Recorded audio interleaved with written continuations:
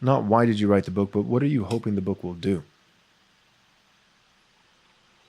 Yeah, I mean, I mentioned this earlier. I think I hope several things. One, I hope that for the individual men, I wrote the book. I mean, if someone reads it, they'd probably know this. I wrote the book for men in mind. It's not a self-help book, it's more of an exhortation, I guess. And that would be to realize that your masculinity, the things of power that drive to exercise dominion, is actually true and good and not destroyed. It's natural and it's not destroyed by nature. So that's one thing, not just on the individual level. But on the broader level, it's about realizing that you're a people and you have a place, and if you're Christian, you want that to be a Christian place. And in order for that to happen, it's not a matter of reading the times, reading the signs and talking about eschatology all the time and saying like that post mill. People used to do that online.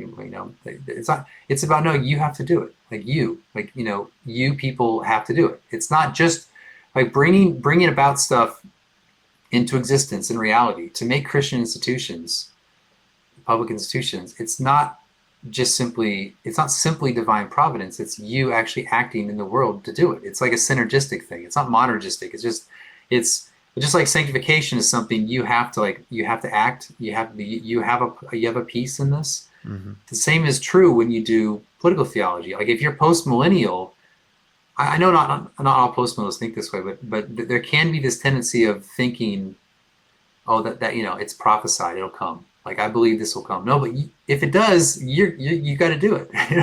So Hmm. that's part of the thing is no, like we have to have the will for it to happen. It's not gonna if we don't will it into existence, it's not gonna happen Right. because it's necessary for man to actually act for it to happen. So that's kind of that's why I emphasize the will throughout the book. Yeah. Yeah. That's great.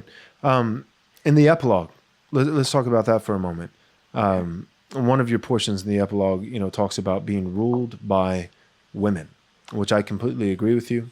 I've said this on my show before, so I don't know, so that you're not nervous. I'll show my hand ahead of time and let you know where I'm at. But I've mentioned multiple times on our podcast that I think few things have caused more suffering than women's suffrage. So I I think that men should vote, and so that's my position with that. I don't think that that's there's any problem with that, but I do think that it's extraordinary that we really do live in a society where even just the implicit laws, right, the cultural laws that aren't even civil laws, but just cultural guidelines and directives are they're all feminine. So anytime a man tries to take initiative and tries to actually carry out what God has called him to, taking dominion in his various arenas of life and the responsibilities that God has given to him, and as a husband, as a father, in his vocation, in his local church, in his local town, maybe he runs for city council and these kinds of things. A lot of times men just get blasted for being misogynist or being this is toxic masculinity. This is aggressive, and then we have any book within Christianity that sells really well and that people are like, oh, this was so good, is it always focuses on it's Jesus meek and mild, gentle and lowly. Jesus, it's the most feminine qualities that you could imagine. And those, I'm not saying those are objectively feminine qualities. Jesus is meek and mild, and Jesus was and is a man. But that's not the only that's not the whole of Jesus and his attributes and who he is. And so, anyways, can you talk a little bit? Why did you include that in the epilogue, and what are you trying to get across to the reader? Yeah, so I mean, when I wrote this book, it's not just like an academic exercise. It's not just trying to be precise for my fellow academics or whatever highbrow thinkers. I actually want it to happen, and I mean, people might be surprised when they read the kind of the epilogue, what's in there, but what's in there is just again, it's mainly written for men, and it's saying it like what's gonna prevent us from being Christian nationalists? Well, what's to bring? I mean, to bring it in a Christian nation that follows kind of principles of Christian nationalism. And I think one of it is going to be, I don't think it could happen when women are generally kind of in charge and rule things. And that's because women tend not to, they tend to have, they're very empathetic. They tend to be more inclusive, and men tend to be more exclusive. And they tend to, yeah. So there's these different traits that you see between the sexes. And in order to have a Christian nation where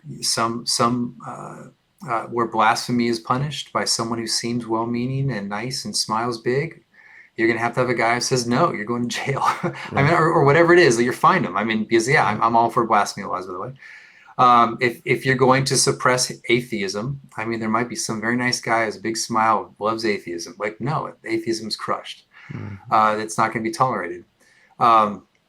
You have to have this kind of firm hand where it says, you just say, no, we're not going to do this. Right. And what, I mean, there's just study after study coming out today about women-dominated fields in academia, where the sort of traits you see coming out of those departments are the exact opposite of that, of sort of assertive,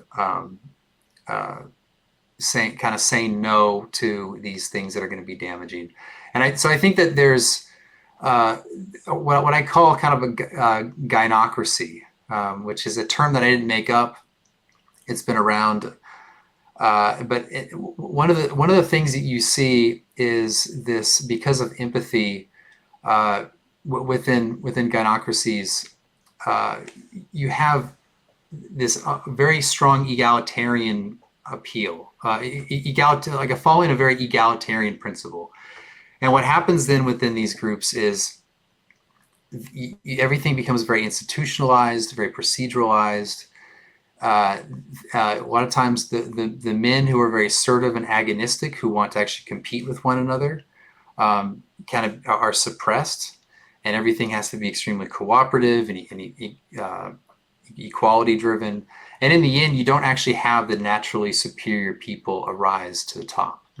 And the benefit of like a masculine leadership, to my mind, is that men can compete aggressively with one another, and they can debate and they can fight each other, and they in a way can self-sort into hierarchies through this activity. So like on the playground, I mean, growing up, you can see on the playground, different guys tend to kind of lead the pack. Right. And sometimes there was conflict, but it eventually everyone kind of sorted out where they were in this hierarchy, and everyone figured out what they did well and what they how they relate to everyone else.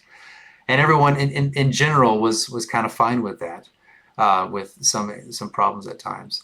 But like with a gynocratic system, that sort of thing cannot happen. So you get a lot of mediocrity, and it suppresses a lot of those kind of masculine virtues that can really inspire greatness. So that's one thing. But I think just broadly speaking, if you have very kind of feminine-led institutions, you can't have Christian nationalism, because you're going to have a sort of empathy run amok. You're going to have untethered empathy. And I think, I mean, I'm bashing women here a lot, but I'm just saying that women are essential to dominion. They're essential to the work we have in this world. But the excesses of empathy can actually destroy societies. Yeah, it can create these contradictions. So who supports homosexuality the most tends to be women.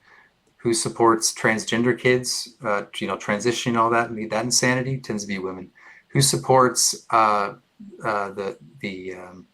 like criminals on the streets, right, and want lower crime sentences, more prosecutorial discretion, tends to be women. Right. And who is this? Well, I mean, one of the most reliable voting blocks for Democrats is actually college-educated white women. Right.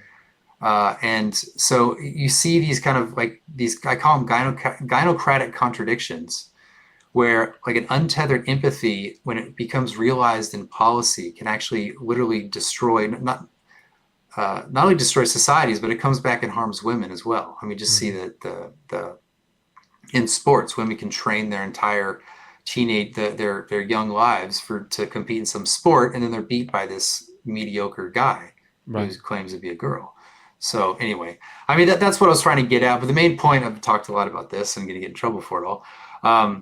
The main point is that we're not going to see a Christian nationalism happen because women are not able to as easily kind of stomach the exclusivist posture you need towards people in society. All right, all right, all right. Stop twisting my arm. I know you want to hear the inside scoop. Here it is, the glorious vision of Right Response Ministries for the first half of next year, 2023. We have not one, not two, but three massive endeavors that we will accomplish by the grace of God. The first you already know about. It's our Theonomy and Postmillennialism Conference, May 5th, 6th, and 7th, with James White, Joe Boot, Gary DeMar, Dale Partridge, and yours truly, Pastor Joel Webbon. This is selling out incredibly fast. By the time this commercial airs, you may not even be able to get a ticket. I really don't know. So don't waste another moment. Go to rightresponseconference.com, rightresponseconference.com to join us for the Theonomy and Postmillennialism Conference next year. Now, this is where you come in. We need your help. Our next two endeavors are, number one, a documentary style film, and number two, a brand new studio. Both of these things are seeking to accomplish one primary goal, which is excellent, high quality, glorious Christian media. We are tired of as Christians doing things poorly. We've done our best with what we have, but by God's grace, we want to do even better.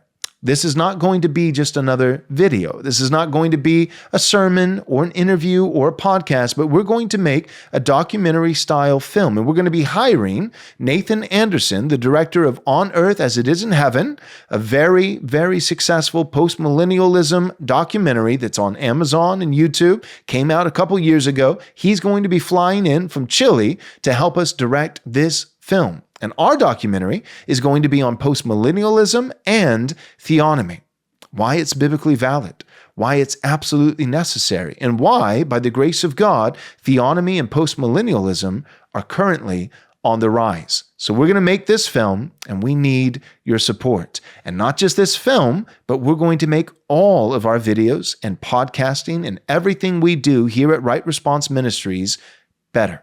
We want to achieve the highest level of quality and Christian excellence that we possibly can.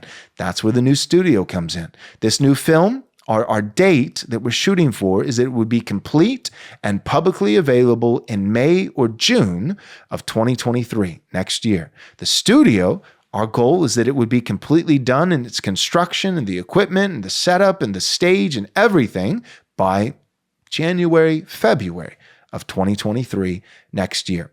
We need your prayers. We need your encouragement. And for those of you who are willing to do so, we need your generous support.